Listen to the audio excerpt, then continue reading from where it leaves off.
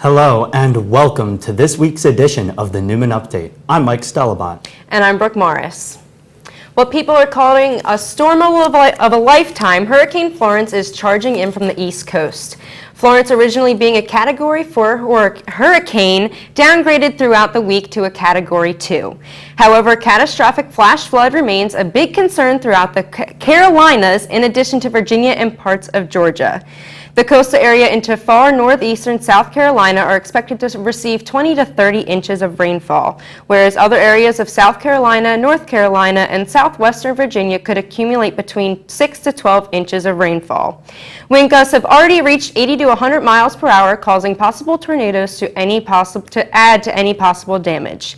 The leftovers of Hurricane Florence could travel upward, impacting parts of the east until early next week.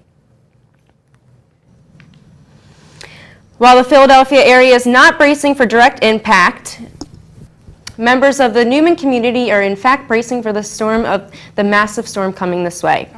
We are now going to Mary Lise Ortiz in Morgan Circle, who spoke to a Neumann University alum who is in the path of Florence. Mary Lise? That's right, Brooke. We've been in touch with several Neumann alumni to find out how they prepare for the storm. Liz Anderson, a 2015 graduate, sent us some videos from her Snapchat account showing her hometown, Suffolk, Virginia, and how they're preparing.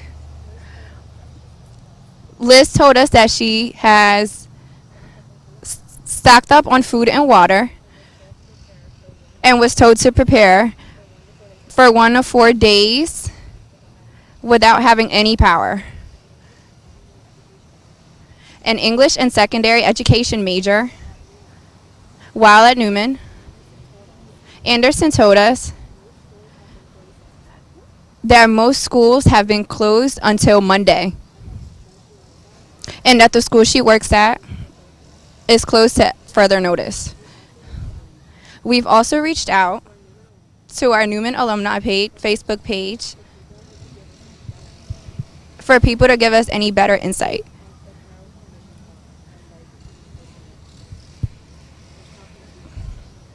On how conditions are currently in Virginia.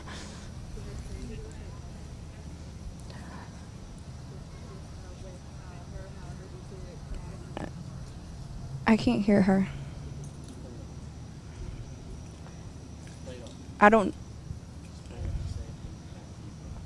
And now back to you, Brooke. We now head over to Alexis Lomax, who got some insight on Neumann's procedures in the event of a storm like Hurricane Florence hitting us directly. Alexis?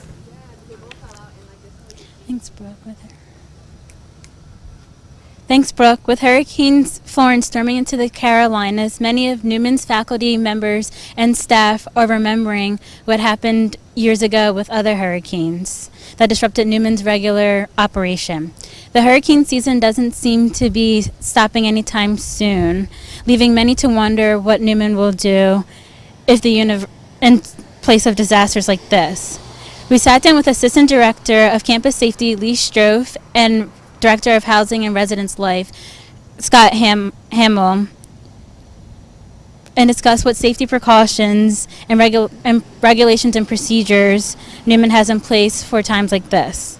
So our number one priority in the event of any natural disaster that we can know about ahead of time is communication. So we want to convey that option to students that, if we think that this storm might hit us a little bit harder, we'll never recommend it, but encourage students to go home if there's time to go home, if they prefer to be with their family during that event. If not, we're here for them. We can help. In the event of a direct hit, we recommend that students kind of hunker down in their rooms. If the winds get too high, we would actually move everyone into the hallways, because that then creates a double layer of walls between the students and the actual storm. God forbid we For those never that may have to not do know, that. Neumann has also set up a way of communicating with direct messages through Campus Safety, where you can go online to Neumann's Campus Safety website and sign up to receive messages with your cell phone or email. Reporting live from Neumann Circle, I'm Alexis Lomax. Thanks. Back to you. Thank you, Lexi. I forgot. On Tuesday, September 11th, citizens across the nation and around the world remembered the tragic events of 9/11. 17 years ago, 4 planes were hijacked and used as weapons in an attack on America. 2 planes crashed into the World Trade Center in New York, 1 plane crashed into the Pentagon, and the final plane crashed in Somerset, Pennsylvania. At Neumann University, members of the community gathered to remember those who lost their lives. University Chaplain Father Stephen Thorne presided at the noon Mass in Sacred Heart Chapel. Students, faculty, and staff prayed for not only the victims of this tragedy, but also their families and loved ones, and for peace in the world. The weather forecast couldn't bring down the spirit of the Black Student Union as they had their Welcome Back cookout this week. Although having to bring the event inside, the event brought students together to socialize while featuring a DJ, a photo booth, dancing, and lots of fun. Every year, the Student Government Association kicks off the year with their annual meet and greet. The meet and greet consisted of board members, pizza, and motivational speeches from Vice President of Student Affairs, Dr. Haug, and advisors of students, Bridget Haynes Frank. Students were encouraged to come meet the student government members as well as grab a bite to eat. Mental health, depression, and suicide are prominent issues that face our nation among youth and adults today. The month of September is dedicated to suicide awareness and prevention. Georgette Hall Peterson, who is the Director of Counseling at Neumann University, sat down with Neumann Media to tell us about Suicide Awareness Month. So Suicide Awareness and Prevention Month is a time set aside to do just that, to bring awareness to the topic of suicide, to do some things to help educate the public on how to prevent suicide because it is preventable, and to help those who are dealing with those thoughts to be able to talk about it, to open up the door because there is silence around anything that brings shame. According to the Center for Disease Control, suicide is the 10th leading cause of death in America. Suicide is also the number 2 cause of death for teenagers in or around the college-bound years. That staggering statistic, however, does not just represent those who suffer from mental illness. Everybody who attempts to take their life or take their life is not necessarily suffering from mental illness. Some people are not suffering from mental illness at all. They just are in that dark place of hopelessness and they can't see a way out. I think the stigma attaches are, they're bipolar or they had depression, but that's not always the truth. Sometimes it is that life just gets to be too much. If you or someone you know have had thoughts about suicide or have made attempts at suicide, there's help available on campus for you. The Counseling Center for Wellness is the main place that students can seek help. And in that center, there are 3 professional staff, including myself. The Wellness Center is far enough off campus that it's not right dead in the center, so everybody won't see you coming to or see a person coming to the center. You get an hour to talk to somebody about what's going on, and the first thing we do is seek to build trust. And so that person knows that it's a safe environment. Everything they say with us is confidential. We cannot share that information with anyone. And without their consent, we can't even tell others that they've been there. They have to consent to that. But a student can say, I don't want anybody to know, and we don't tell anybody. If you need immediate assistance, you should contact the Suicide Prevention Hotline at 1-800-273-8255 or dial 911. Reporting for Neumann Media, I'm Jake Lobrak.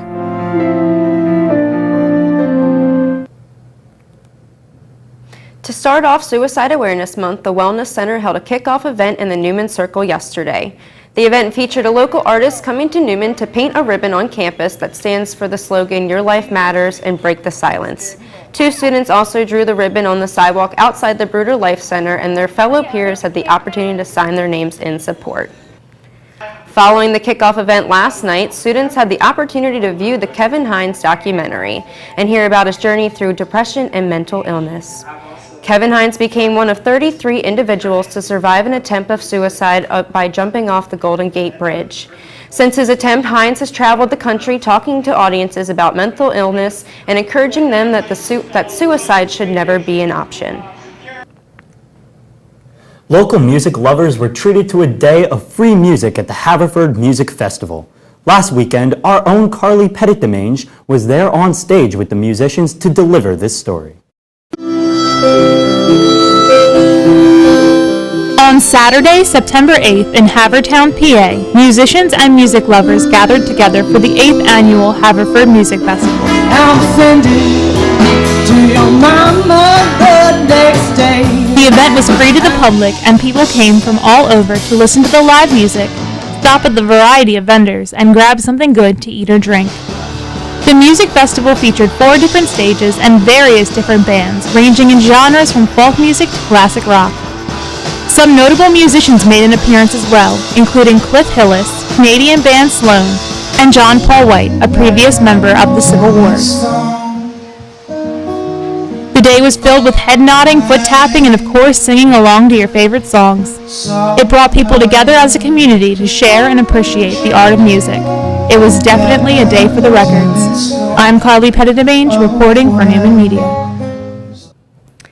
Finally, we end our show with a brand new segment that we're calling What's Your Story? Each week, we'll be introducing you to a member of the Neumann University family who you may not know, and to hear a little about their personal Neumann story that led them to the Holy Hill. Our first story comes from a brand new member of the Neumann Media team, Irv Levine.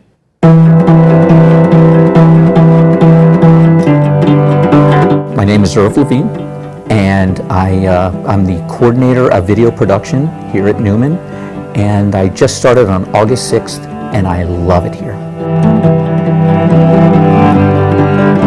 I got out of college and I started as a grip for a production company. I taught myself how to run camera there, and from there I got into network sports and things. I was working for NBC, CBS, HBO. I did a lot of boxing, and I did the Olympics in '84 in Los Angeles. From there, we had our son, and I didn't want to travel anymore. I wanted to stay home, so I decided I was going to become a director. Confidence in the students that they will be able to go out and get a job. I always believe the best thing to do is to do it. You know, you can go to classes and you can learn certain things, but you also have to sit down sometime and do it. I love what I do, and I've done it for a long time, and I am really always been very thankful that I got to direct and run camera. It's what I wanted to do, and it's what I did do, and now I really like the idea of being with students. Just the energy that they bring, and as they're learning, I feel like I'm learning, so it's really pretty cool.